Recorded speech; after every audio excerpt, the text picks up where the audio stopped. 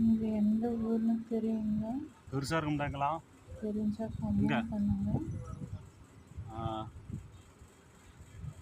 Like பண்ணுங்க, subscribe பண்ணுங்க மக்களே. அப்பதான் நான் ஒவ்வொரு வீடியோவும் உங்களுக்கு கொடுக்க முடியும்.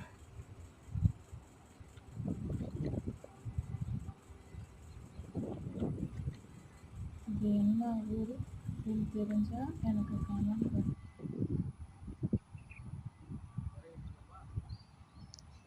தண்ணி இல்லையா?